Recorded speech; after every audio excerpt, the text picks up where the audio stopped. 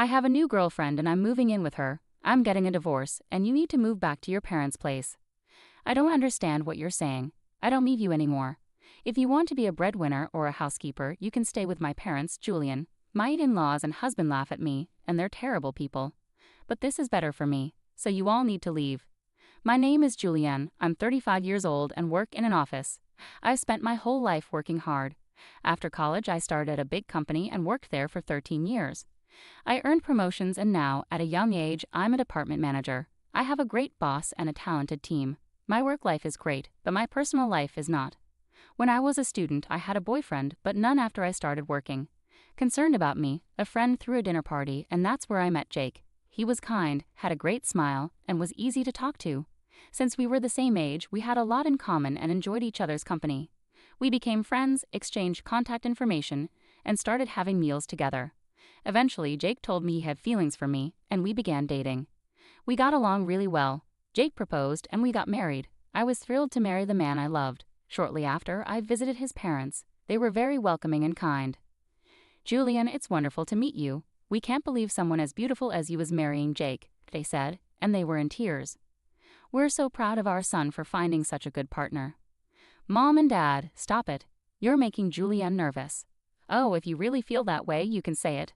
Yes, it's a compliment, so it's fine. Jake's parents were very friendly and easy to talk to, just like him. Julianne works for a big company, right? Oh, that's great. It's impressive to see a woman who works hard. Are you going to quit your job after you get married? No, I plan to keep working. Well, you have a good job at a good company. That's great. I felt relieved. I had heard from friends that their mothers-in-law often told them to quit their jobs because it was a wife's role to support her husband. So I was happy to see that my future mother-in-law was supportive. After meeting my parents, we got married. I was thrilled about starting our new life together. My husband moved into the house I was living in, and we began our life as newlyweds. I was very happy to be with him all the time and to come home to him after work. 8 months into our marriage, my husband told me he wanted to talk about something. If you don't mind, I'd like us to live with my parents. What do you mean, live together? Yes, they're getting older, and I'm worried about them. I understand how you feel. My parents are about the same age, but my brother and his wife live with them, so I don't have to worry. However, since you're an only child, it makes sense that you're concerned about your parents. Does this mean we'll be living with your parents? Yes, that's right. But do they have a room for us? They use every room for various things. Well, if you're open to it, I think it would be a good idea to renovate my parents' house and turn it into a 2-family home. 2 families? Yes. If we do that, it will be much cheaper than buying a new house. We can have a nice, spacious place while still keeping our privacy. I think that's a great idea.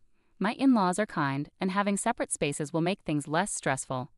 Yes, exactly. Thank you so much. My parents will be thrilled. I was happy to see how pleased my husband was. When my in-laws visited us later, they were very thankful. With such a kind and cheerful family, I felt like managing 2 households wouldn't be so bad. Soon after, my husband and I talked about remodeling his parents' house. The cost would be about $200,000. During our discussion, my husband made a surprising request. Actually, I have a favor to ask. Could you cover the cost of the remodeling?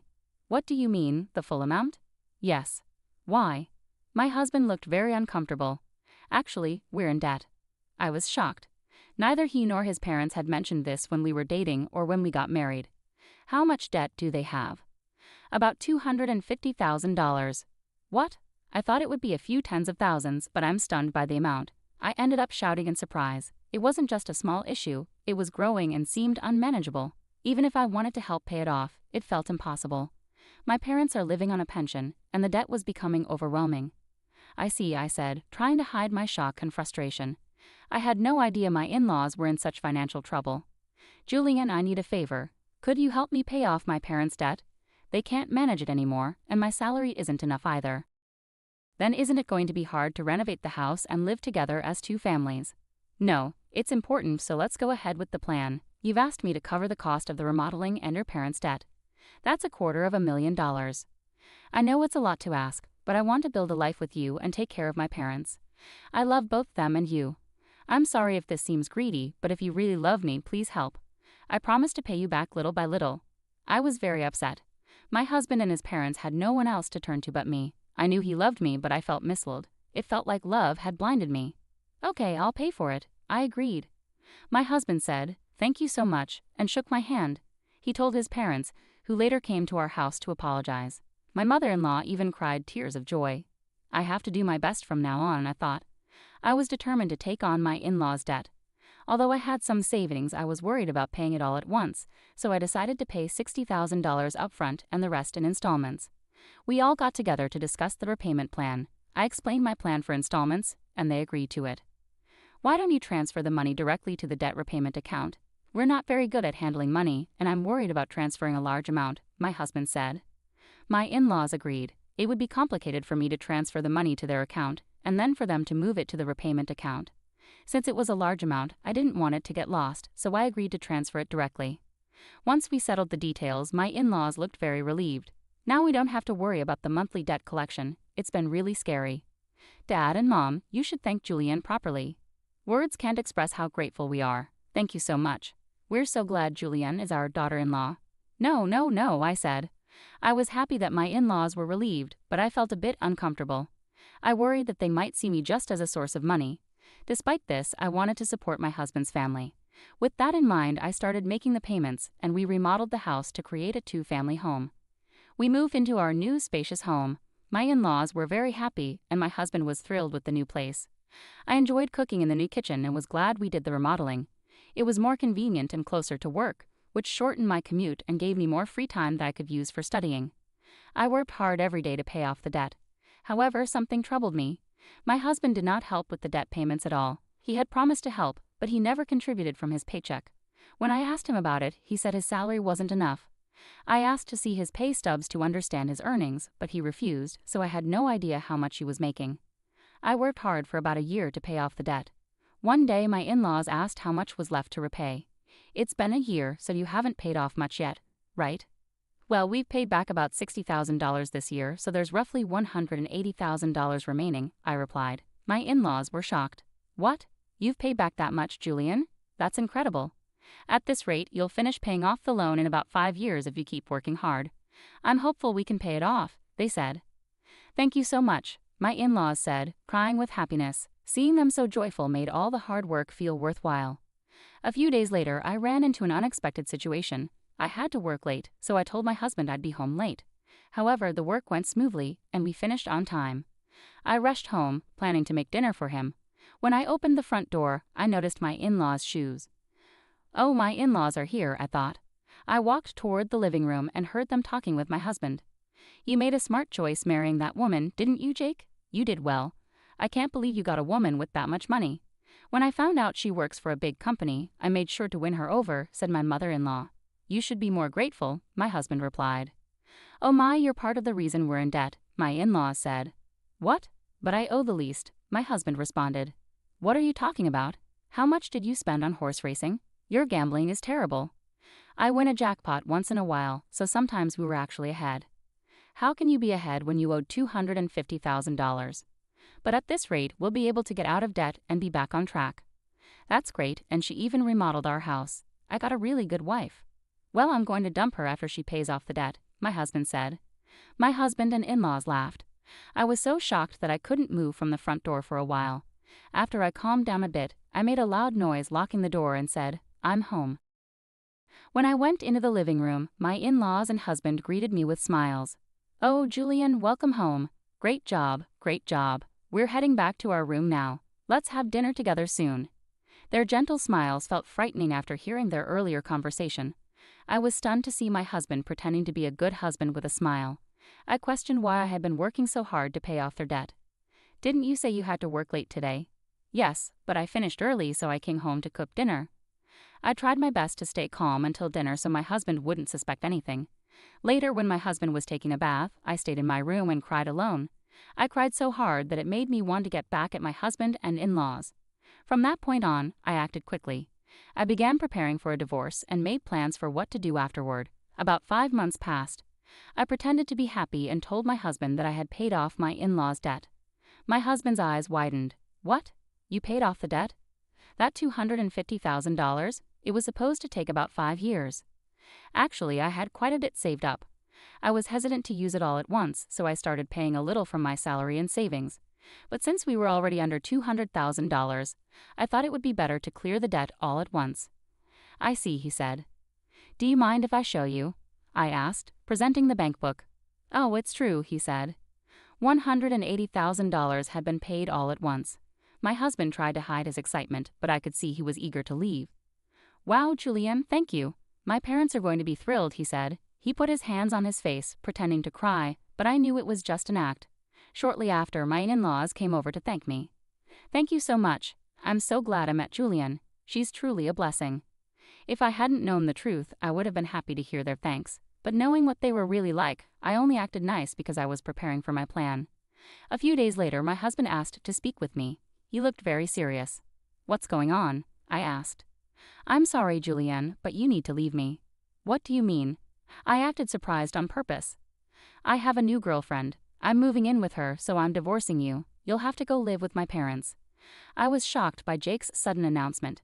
I had anticipated he would leave me once the debt was paid, as I'd overheard their conversation, but I didn't expect him to be so upfront about his infidelity.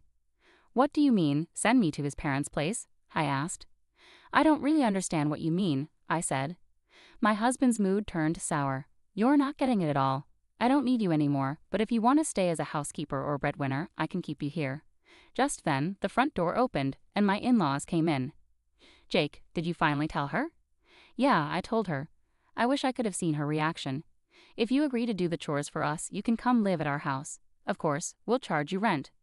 My in-laws and husband laughed at me. I felt like they were the worst people ever. All of you need to leave, I said. My in-laws rolled their eyes. What are you talking about? Have you forgotten? I can easily pay for the renovation myself. You changed the name of the house to mine, so I have the rights to decide who lives here and who doesn't. My in-laws' faces turned pale when they remembered the house title. I was utterly dumbfounded. I'm sorry, but you can't live here anymore. If we get divorced, we'll be strangers, I said. My in-laws began to understand the seriousness of the situation, but my husband, not wanting to be outdone, shot back, but you paid off our debt in full. You're the one who lost money. If we didn't have the debt, we could have afforded a new place to live. That's true. Thank you for letting us live in a nice house while you paid off our debts, my in-laws and husband said. I'm sorry, but I didn't pay off the remaining $180,000 debt, I said. What? No, but there was money missing from your bank book. That was just a separate account I set up to move money around. The debt is still $180,000. I haven't had the collections come yet because I've been paying large amounts consistently. But now the bills will come, so you're responsible for paying the rest. My husband and in-laws were stunned. I then warned them, Jake, you confessed to having an affair, so you'll need to pay. I'll also charge your partner for the affair. Oh no, she's with me because she thought I had money and a house. If I have to pay alimony, she'll leave me. I don't care about that. No, please don't leave us, my husband begged. My husband was scared of losing his lover and my in-laws were scared of losing me. They were truly selfish.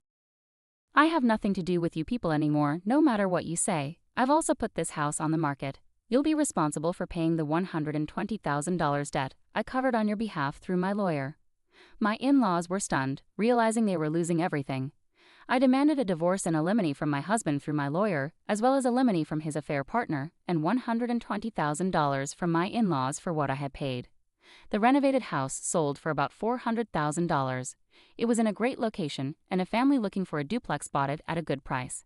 I had to cover $320,000, which included the $120,000 debt and $200,000 for the renovation. However, I ended up with $80,000 profit from the sale. Additionally, I received alimony from my ex-husband and his affair partner, which greatly improved my financial situation. I also got $120,000 from my ex-in-laws. Overall, I came out ahead. I felt this was fair because the damage I endured was significant enough to make me distrustful of others. I initially had savings from learning how to invest with the goal of paying off my in-laws' debts quickly. With substantial savings to start, I invested tens of thousands of dollars, and my assets grew significantly in about a year. Additionally, I received a raise at work, increasing my earnings. Thanks to my savings and investments, I was able to take these drastic steps. My former in-laws ended up back in debt and lost their house, but they brought it upon themselves by deceiving me. People who cheat others should face the consequences. This experience taught me to be more cautious and develop better judgment about people. Going forward, I'm focusing on saving and growing my assets to ensure a comfortable retirement. I want to create happy memories with people I can truly trust. To start, I improved my financial knowledge by taking courses and reading books on investing and personal finance. This helped me make informed decisions about where to invest my money. Over time, I diversified my investments across various asset classes like stocks, bonds, and real estate, which helped my wealth grow steadily and securely. Additionally, I seized opportunities to advance my career. I pursued extra training and certifications in my field, which led to a significant promotion and raise. This increased income allowed me to save and invest more aggressively. I remained focused on my long-term goals, aiming to retire comfortably and enjoy my later years without financial stress. I also wanted to be able to help loved ones if needed. This vision kept me motivated and disciplined. Eventually, my efforts paid off. I bought a beautiful home in a great neighborhood, traveled to places I had always dreamed of, and built strong relationships with friends and family who genuinely cared about me. These connections brought me joy and fulfillment. Looking back, I realized that the challenges I faced with my ex-husband and in-laws taught me valuable lessons. They pushed me to become more self-reliant and financially savvy and helped me understand the importance of surrounding myself with trustworthy and supportive people. In conclusion, I turned a difficult situation into an opportunity for growth. By focusing on my financial health and personal development, I created a better future for myself. I hope my story inspires others to take control of their lives and make positive changes. What did you think of the story? Please subscribe to our channel and see you in the next video.